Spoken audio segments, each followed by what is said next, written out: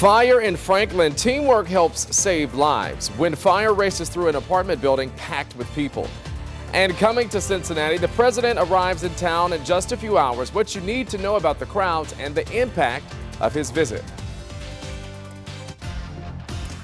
9 on your side starts now. There was a heavy black column of smoke that was visible from the station as they approached. First at noon, firefighters from multiple departments rushed to this apartment fire this morning in Franklin. The 3-unit building was fully engulfed when crews arrived. Franklin Fire Chief Jonathan Westerndorf tells us the flames spread quickly through the attic, causing portions of the roof to collapse. The chief says everyone got out safely thanks to the help of others. The primary apartment where the fire is believed to have started was already self-evacuated, and neighbors had previously gone around and notified everybody and got everybody out before we arrived. Now, the Red Cross is helping at least 5 people who were displaced by the fire. The chief says the fire was accidental and the cause remains under investigation. We have been talking about this all week. Tonight, President Trump and Vice President Mike Pence will pay a stop to Cincinnati, and it's proof that the tri-state will play a big role in the 2020 election. Nodding Aside's Powell Asuro takes a look at how rallies like today are expected to energize voters. This is our huge big league sign. You can expect a big crowd. You can expect a lot of enthusiasm, at least among my fellow Republicans. The enthusiasm is already buzzing along U.S. Bank Arena. Well, it was buzzing 48 hours before the rally with tents set up outside the venue. We always come a day or two early.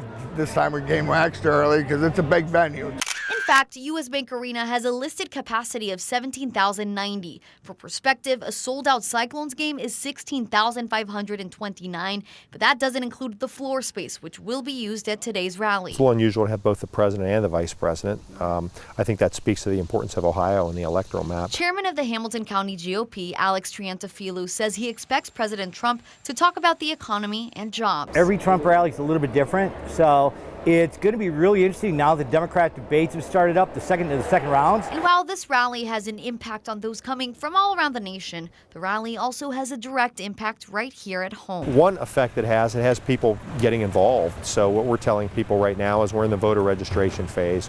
We want to make sure that our people are properly registered. Not only does this visit encourage voter registration, Triantafilou also says it encourages grassroots movements. That's probably the main benefit from our perspective of having him here, because people actually get involved. And we need those volunteers to do things. Well, you will be able to watch the president's rally on our website, the WCPO Facebook page, and your favorite streaming device like Roku and Amazon's Fire TV. But we will not show the entire rally on air. Nodding Aside Senior Director of Local Content, Michael Cannon, explains why. The biggest thing is there are so many candidates right now. Yeah. And we have to treat people equally. It's all about fairness. Right now there are 20 plus Democratic candidates that at any point in time they could all come to our market and be right here in Cincinnati, and we'd have to figure out a way to treat them equally. So what we want to do is we want to treat both President Trump and the Democratic candidates as fairly as we possibly can.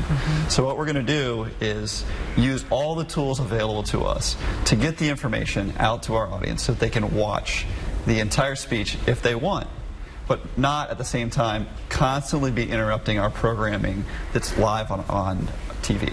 So we have Facebook, we have our website, we have our app, and then we have our streaming services like Roku, Amazon Fire, Apple TV. And in all those places, we're giving people a way to watch the president's speech live and then future candidates that come to town. And you can read more about the decision in a column written by Mike Cannon. It's published right now over at WCPO.com. Well, taking a live look outside, Austin, things are heating up. Temperatures a few degrees warmer than what we saw yesterday. Now it's not too humid outside. I know it's summer, but we're not feeling that humidity just yet. But this afternoon we are expecting a few showers and storms to fire up across the tri-state area. In fact, we're looking at temperatures in the mid-80s with rain chances around maybe a 30 or 40% for this afternoon, but things quiet down as we go into the evening hours. It looks like some better conditions trying to roll in for the next couple of days, as well as some cooler temperatures. We'll talk all about that in just a moment. Well, if you have been to the Newport Aquarium, you have probably seen the divers and Scuba Santa. Nodding Aside anchor Kristen Hartman met the man who brainstormed those ideas and who had to give up diving for a while because of a life-threatening illness. But he kept going in so many other ways. His example and his mentoring of other patients is why Bruno Landman is positively Cincinnati. The city of Newport, Kentucky has declared Wednesday, June 20th, 2018, Bruno Landman Day. A fist bump on the tank glass was one of those big moments. That's because Bruno Landman didn't know if he'd ever see the day he got back in the water in his scuba gear. His heart was failing. Bruno's story is a pretty, potentially a desperate one. And doctors told him no more. It was a hard thing to hear after so many years in the water and diving. To keep him alive while he waited for transplant, Bruno had something called the LVAD surgically implanted at the Christ Hospital. It is a pump hooked up to a battery pack with a wire that runs outside the body. It helped Bruno's really weak heart deliver blood. It's a birthday. It was a rebirth. It was absolutely miraculous. He did things with the LVAD his disease hadn't allowed him to do for years, like horseback riding. Dr. Eugene Chung wasn't surprised. He was the guy that would walk into the office with a cowboy hat. But what did surprise him was Bruno's commitment to the other patients with broken hearts. After he got off the LVAD when a transplant came through, Hello, love. Bruno made himself a Sherpa of sorts. Hey, how you guys doing today? He leads LVAD patients down the path he's walked, answering their questions, calming their fears. What is going on here? And just being supportive. A laughing Buddha helps him do that. When Bruno had his heart trouble, a dear friend who had cancer sent him one. And I thought, as bad a shape as he's in, and he's, sharing with me and encouraging me, and I really like the Buddha. So now he pays it forward. Every LVAD patient he meets gets one. The little Buddha that he leaves behind is always, it's like a symbol to me that someone's been there of importance and that the patient is in a good place. All his good work won Bruno Mentor of the Year at the Christ Hospital, and much affection. He shared a patient letter. Dear Bruno, mere words cannot express what your visits have meant to me. His goal with each heart-to-heart is to remind folks life is a gift and meant to be lived. It's something he did to the fullest with the LVAD and after transplant, even getting back to his beloved diving. Instead of what I can't do, I always try to look at what I could do. Is that an idea that you try to convey to the patients who you mentor? Absolutely. One of my best lines, which is not my line, it's from Shawshank Redemption. Get busy living or get busy dying. Well said. And we all know what Bruno wants you to get busy doing. He gave photographer Paul Wheaton and Kristen Hartman his laughing Buddhas. They are a symbol of joy, good luck, and prosperity. Perhaps one reason why patients facing such serious health challenges cherishes them.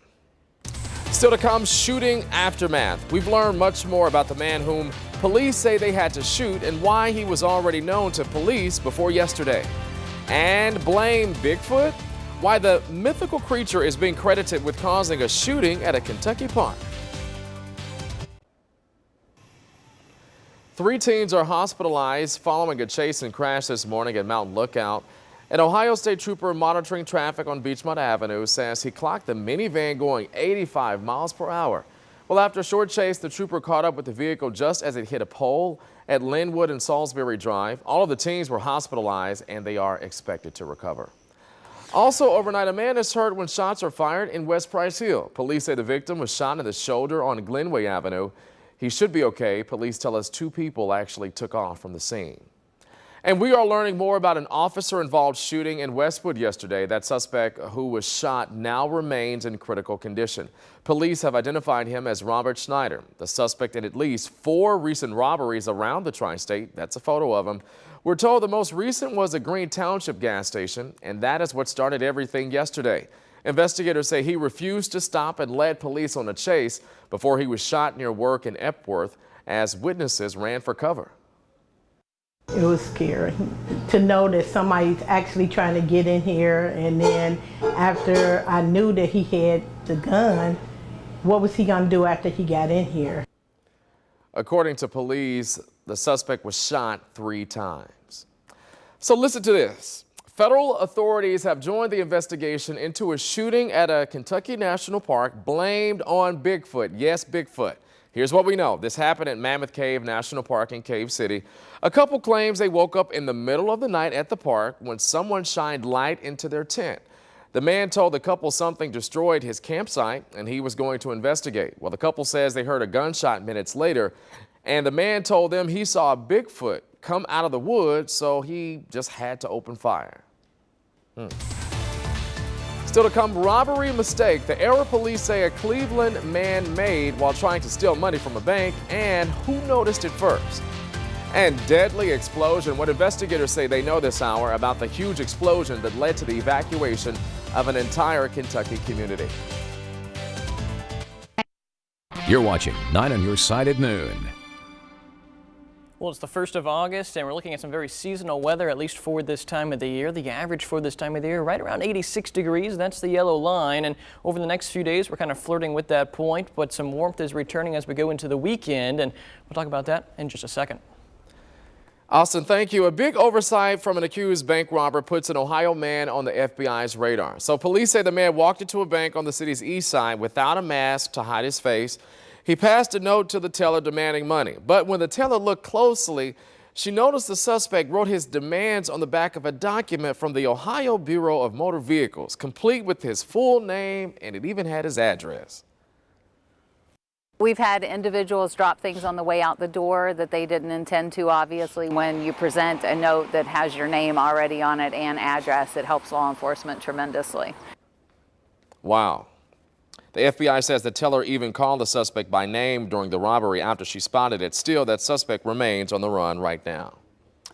Overnight, a deadly gas explosion in Kentucky. Firefighters raced to contain it as flames spread to nearby houses, forcing evacuations and left at least one person dead. ABC's Serena Marshall has the story. The explosion? It's so bright. Lighting up the early morning sky just south of Lexington, Kentucky. Looks like an atomic bomb went off. A fireball so big and so fast that it showed up on the weather radar, shooting up 300 feet into the dark sky. According to emergency management personnel, all units be advised we are receiving multiple calls of an explosion of some kind. Nearby homes catching fire, neighbors running for cover. Fire going all the way up in the sky as far as you can see. Our windows were shaking really bad, and our doors, the ground, you could hear the ground just moving and tumbling and rolling. And then we got to feeling the heat from the fire. And so we got in our vehicle and got away from it. Authorities say their initial investigation shows a 30-inch natural gas pipeline somehow ruptured. We have at least 6 structures that have been impacted by fire. At least one person is confirmed dead, but several more still missing. The debris and structures at the site are still too hot to deal with, so that's going to hamper our search efforts for any persons, but that is ongoing. The ground and debris so hot, Donnie Turner's truck melting just driving by the scene. The heat had done got hot. I mean, you opened up the door and everything in the house was shaking. As a precaution, the fire department evacuated the local community, explaining that there are 3 pipelines in the area, but they've been assured the other 2 are still intact. Serena Marshall, ABC News, Washington. Turning to your 9 first warning forecast now. Austin, yesterday I was out at Nipper Stadium running the bleachers, and it wasn't too hot. It wasn't too bad. It was probably maybe a little humid at times, yes, especially going to the evening hours. I needed a lot of water. That's probably the best bet. It's summer, you know, we're going to expect to have some humidity yes, around. Sir. So I think it's going to be similar today. Okay. Some afternoon showers and storms. The vast majority of us will stay dry, maybe humid in the evening, and temperatures probably in the mid-80s. So that's really the wrap up for our story today regarding the weather. Kings Island, though, looking nice out there. A few partly cloudy skies. That's kind of like the name of the game, at least for this afternoon. Winds out of the north or so. We're looking at the flags blowing around just a little bit. Temperatures, though, at this hour across the tri-state in the low 80s for a good chunk of us. 83 degrees for Cincinnati, 83 for Florence, 82 for Dry Ridge, 82 for Alexandria, and 77 degrees for Wilmington. So I think today, temperature-wise, we're probably going to max out in the mid-80s or so, at least for this afternoon. It's not going to be as cool as yesterday, but it's not going to be extreme. extreme heat, at least for this afternoon, but a few degrees warmer. We're just seeing enough sunshine to kind of warm up the whole region, and so expect the temperatures to slowly be on the rise over the next couple hours. Your hourly planner showing just that, maxing out around maybe 85 degrees for this afternoon. Then the heat sticks around going into the early evening hours, still 80 degrees by 8 o'clock. Notice the icons out here for your weather. We have a chance for a few showers and storms out there for the afternoon hours, but then as we go into around dinner time, those rain chances really wrap up. And this afternoon, it's going to be very hit or miss. The vast majority of us staying dry. Your radar right now still very quiet, at least for the tri-state, but let's track things out for you. And it looks like future views showing partly cloudy skies for this afternoon. By about 2-3 o'clock, we'll see a few isolated showers and storms. They're not going to move around a lot, kind of like the past couple days where if you get stuck under one of these, it could be a heavy downpour at least for 30 to 45 minutes before that shower or storm falls apart. But as we go through the afternoon hours, it looks like it's going to be isolated in nature for these showers and storms, and then eventually by about 6-7 o'clock, those rain chances diminish, and we just see some partly cloudy skies at least for the overnight hours going into tomorrow. So here we are for the first day of August. We're looking at sunrise and sunset times, unfortunately, getting closer and closer together. So starting on August 1st, today, we're looking at sunrise around 6:30, and then by the end of the month, it's around 7, and sunset obviously gets a little bit closer too. So overall, for the entire month, we get about an hour and 6 minutes less of daylight by the end of the month, which isn't a good thing. It's not enjoyable, at least seeing less and less sunshine. But overall, for July, we saw temperatures above average, and rainfall total, we saw rainfall below average. You can see a lot of brown days out there. Those are days where we didn't see any rainfall for the tri-state. So looking ahead, it looks like that dry weather could be sticking around for the Midwest. Here's your outlook for the month of August, and a bullseye of dry conditions at least for the Midwest, and maybe some wetter conditions closer to the Rocky Mountains. As for today, though, a few isolated showers and storms in the forecast. Temperatures in the 80s or so, cooling off into the 70s by about maybe 9-10 o'clock. And then tonight, we're looking at temperatures bottoming out around 64 degrees. Mostly clear skies, mild conditions with winds out of the northeast around 3 to 5 miles an hour. So here's your 7-day forecast. We've been all kind of waiting for it. It looks like temperatures predominantly in the 80s for the next 7 days. Today, though, 85 degrees, rain chances sitting around 30%. Then we're looking at 85 degrees at least for tomorrow. And then we're looking at 86 degrees at least for the weekend. Looking at a lot of sunshine, though, for the next work week. Nice warm up at least going to the next work week. It's not going to be too humid, not too hot, but very seasonable, at least for the beginning of August. And we will need the AC and lots of water. I think so. It's already cool in here, so it's feeling good. Okay, Austin, thanks. Well, still to come, special delivery, why one driver got more than he bargained for when he picked up a couple in need of a ride to the hospital.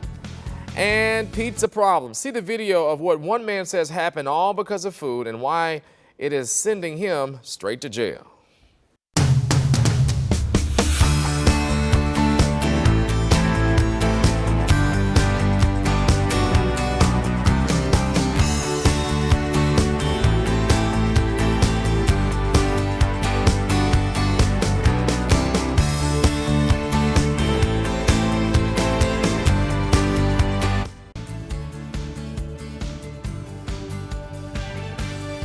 Picked up 2 and drop off 3. Simple as that.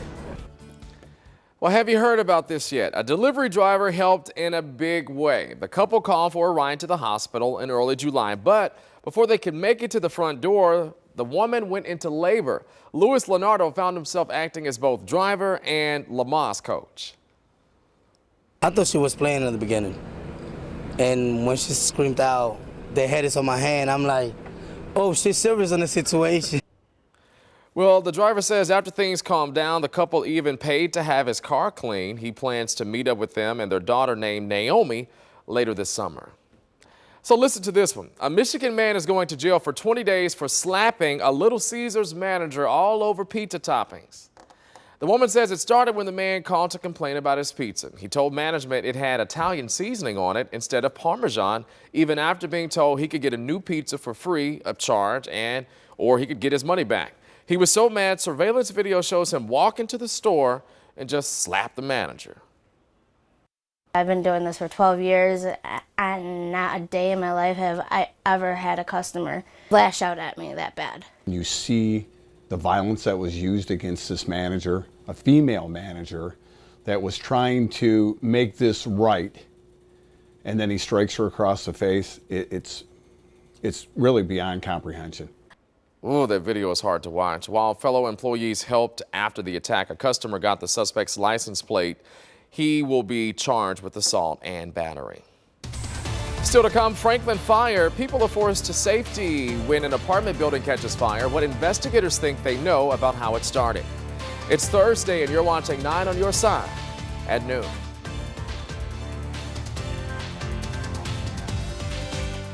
King's Auto Mall is Ohio's favorite place to buy for over 30 years. Come get it.